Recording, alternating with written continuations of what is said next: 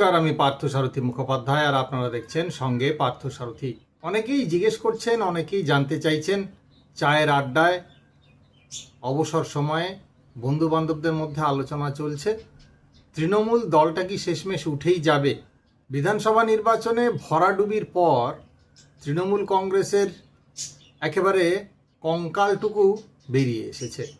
ভেতর থেকে আরও যা যা বেরিয়ে আসছে তা বহু মানুষই হয়তো শেষমেশ কল্পনা করেননি। একের পর এক দুর্নীতি, কার্যত ঠক বাঁচতে গাঁ উজাড় হবার জোগাড়, এবং পরিস্থিতি শেষমেশ কোন দিকে যাচ্ছে তা নিয়ে এই প্রশ্ন ওঠা অত্যন্ত স্বাভাবিক যে শেষমেশ সত্যিই তৃণমূল কংগ্রেস দলটা উঠে যাবে কি না। এই সমস্ত কিছু নিয়েই আজকের ভিডিও। আপনারা অবশ্যই পুরো ভিডিওটি দেখবেন, সঙ্গে থাকবেন।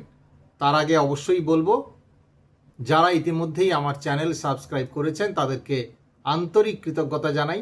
যাদের এই চ্যানেল ভালো লাগে, রাজনৈতিক খবর দেখতে পছন্দ করেন, তাদেরকে অবশ্যই অনুরোধ করব এই চ্যানেলটি সাবস্ক্রাইব করতে এবং আরও বেশি বেশি করে লাইক, কমেন্ট এবং শেয়ার করবেন আপনাদের সমমনস্ক বন্ধুদের সঙ্গে। চলে আসছি মূল ভিডিওতে। বিধানসভা নির্বাচনে ভরাডুবি বহু দলের হয়, সিপিএমেরও হয়েছে। সিপিএমের যে সমস্ত শরিক দল যারা বামফ্রন্টের মধ্যে ছিল তাদের পরিস্থিতিও একই রকম। কিন্তু তাই বলে সিপিএম দলটা শেষমেশ উঠে যায়নি, অন্তত এখনও পর্যন্ত উঠে যায়নি। তারা তাদের মতন করে আছে। যদিও বিধানসভায় সংখ্যার নিরিখে শূন্য হয়ে তারা শেষমেশ আবার একে ফিরে এসেছে, কিন্তু তা সত্ত্বেও দলটি এখনও টিকিয়ে রেখেছে নিজেদের, সেটা যেভাবেই হোক। কিন্তু তৃণমূল কংগ্রেসের মতন পরিস্থিতি সিপিএমের হয়তো শেষমেশ হয়নি, অন্তত এখনও পর্যন্ত। একের পর এক নেতার বিরুদ্ধে এবং প্রথম সারির বা দ্বিতীয় সারির নেতাদের বিরুদ্ধে, রাজ্যের প্রাক্তন মন্ত্রীদের বিরুদ্ধে যেভাবে নানান ধরনের অভিযোগ, বিশেষ করে দুর্নীতির অভিযোগ নানানভাবে উঠে এসেছে, এবং শুধু অভিযোগ নয়, প্রাথমিকভাবে যেসব খতিয়ে দেখে যার বেশ কিছুটা সারবত্তা আছে বলেও অনেকে মনে করছেন, প্রমাণ হওয়া নিশ্চয়ই সেসব অনেক পরের ব্যাপার, আইন আদালতের বিষয়, আইনিভাবে প্রমাণ সাপেক্ষ, তাতে সময় লাগে অনেক। কিন্তু ইতিমধ্যেই যে সমস্ত বিষয়গুলি নিয়ে তদন্ত করতে গিয়ে কেন্দ্রীয় সংস্থাগুলি একের পর এক যে সমস্ত নথিপত্র সামনে পাচ্ছে এবং সন্দেহের জাল যেভাবে ক্রমশ আরও দৃঢ় হচ্ছে, তাতে একরকম নিশ্চিত যে তৃণমূল কংগ্রেসের প্রাক্তন মন্ত্রী, নেতা, বিধায়ক, সাংসদ, তাদের একটা বড় অংশ জেলে যাওয়া কার্যত সময়ের অপেক্ষা। প্রায় ঠক বাঁচতে গাঁ উজাড় হওয়ার উপক্রম হতে চলেছে যদি ঠিকঠাকভাবে পুরো বিষয়গুলির তদন্ত হয়। কেন্দ্রীয় সংস্থাগুলি যাতে একেবারে খোলাখুলিভাবে যদি তদন্ত করতে নামে, যা মনে হচ্ছে তারা হয়তো শেষমেশ করবে, তাতে আগামী দিনে কি হতে পারে সেটা আন্দাজ করলেও শিউরে উঠতে হয়। বেশ কয়েকজন ইতিমধ্যে নেতা মন্ত্রীদের জেল ঘুরে আসা তাদের হয়ে গেছে। বিভিন্ন দপ্তরের মন্ত্রীরা যেরকম রয়েছেন, আগামী দিনে সেই তালিকা আরও দীর্ঘায়িত হবে কিনা প্রশ্ন উঠছে স্বাভাবিকভাবে। ইতিমধ্যেই প্রাক্তন দমকল মন্ত্রী সুজিত বসু এই আর্থিক তছরূপ, আর্থিক কেলেঙ্কারির অভিযোগে ইতিমধ্যেই জেলে গিয়েছেন। তালিকায় শোনা যাচ্ছে আরও আছেন অনেকে। ইতিউতি কান পাতলেই তৃণমূলের অন্দর থেকে ভেসে আসছে নানান নেতার নাম। আর জেলা নেতাদের বা পঞ্চায়েত নেতাদের বা পুরসভা স্তরের নেতাদের কথা যদি ভাবতে হয় বা গুনতে হয়, তাহলে পরে এই দুটো হাতের আঙুলে গাঁট গুনে নাকি শেষ করা যাবে না। এ সমস্ত তৃণমূলের অন্দর থেকেই খবর পাওয়া যাচ্ছে। এবং ইতিমধ্যেই শুরু হয়ে গেছে মহাভারতের মুসল পর্বের মতন কাণ্ড। ইতিমধ্যেই কয়েকজনকে সাসপেন্ড করা হয়েছে, বহিষ্কার করা হয়েছে, কেউ কেউ দল থেকে বেরিয়েছেন, পদত্যাগ করেছেন। সেসব অনেকে জানেন, সংবাদ মাধ্যমে প্রকাশিত হয়েছে, নানান ভিডিও আসছে। আমি সেসবে বিস্তারিত যাচ্ছি না, নাম নিতে চাইছি না। তো নাম নিই বা না নিই, পরিস্থিতি যেখানে গিয়ে দাঁড়িয়েছে তাতে তৃণমূলের যে সমস্ত নেতা মন্ত্রীরা ভোটে একেবারে কার্যত গোহারান হেরেছেন, যে সমস্ত দুর্দণ্ড প্রতাপ নেতাদের সামান্য চোখের ইশারায় এদিক থেকে ওদিক হয়ে যেত, বাঘে গরুতে এক ঘাটে জল খেত, সেই সমস্ত নেতাদের এখন ক্যামেরার সামনে তো দূরস্থ, বাড়ির বাইরেও বেরোচ্ছেন না বলে জানা যাচ্ছে। সকাল সন্ধে যারা নানানভাবে প্রচ্ছন্ন হুমকি লোকজনদের দিয়ে দেওয়াতেন, সেই সব নেতাদেরও খুঁজে পাওয়া যাচ্ছে না। গ্রামে গঞ্জে জেলা শহরে এমন অনেক ক্ষেত্রে দেখা যাচ্ছে।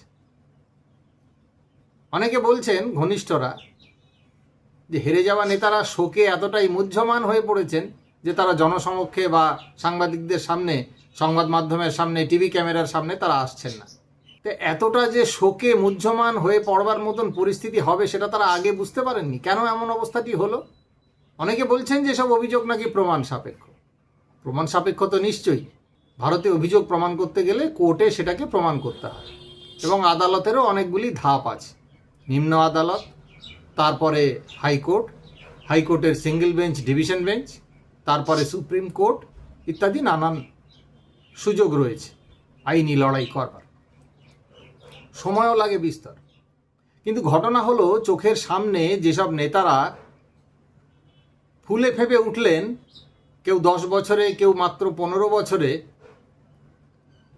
সেই সব নেতাদের এই ফুলে ফেঁপে ওঠা, যারা সাইকেলে ঘুরতেন কিংবা সামান্য স্কুটি কিংবা ওই ধরনের কিছু চড়ে ঘুরতেন, তাদেরকে দেখা যায় একাধিক দামি দামি গাড়ির মালিক। কোত্থেকে আসে সেই সমস্ত আমজনতার এই স্বাভাবিক সরল প্রশ্নটির জবাব ওই নির্বাচনের ফলাফল জানিয়ে দিয়েছে। ঠিক একই ঘটনা আমরা দেখেছিলাম বাম জমানার শেষের দিকে। জনরোষ আছড়ে পড়েছিল জঙ্গলমহল থেকে শুরু করে আরও বিভিন্ন জায়গায়। দুর্দণ্ড প্রতাপ বাম নেতার, দুর্দণ্ড প্রতাপ সিপিএম নেতাদের বাড়ি আক্রান্ত হতে আমরা দেখেছি গ্রামগঞ্জে। আমরা দেখেছি মানুষের ক্ষোভ। সেই একই ধরনের পরিস্থিতি তৈরি হয়েছে এখন।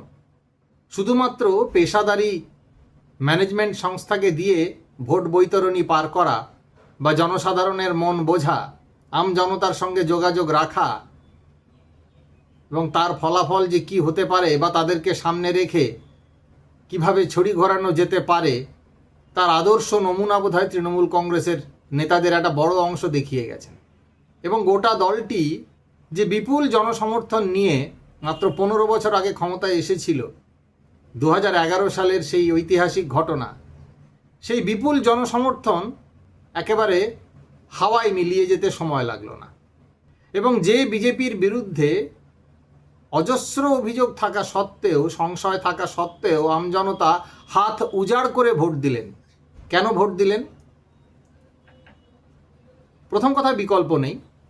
দ্বিতীয়ত, তৃণমূল কংগ্রেসের বিরুদ্ধে যে নানান ধরনের অভিযোগ, প্রমাণের বিষয় তো দূরে থাকুক, কিন্তু যেসব নেতাদের হাল হকিকত একেবারে চোখের সামনে গ্রামগঞ্জের মানুষ দেখতে পান, ছোট নেতা, বড় নেতা, মেজো নেতা, আরও সমস্ত রকম ফের নেতা, এবং নেতার সঙ্গে সেঁটে থাকা যে সমস্ত আমচা চামচারা থাকেন, তাদের যে সমস্ত বেড়ে ওঠা তাদের ছত্রছায়ায়, সেসব মানুষের চোখ তো এড়ানো অতটা কঠিন নয়, বরং যথেষ্টই সহজ।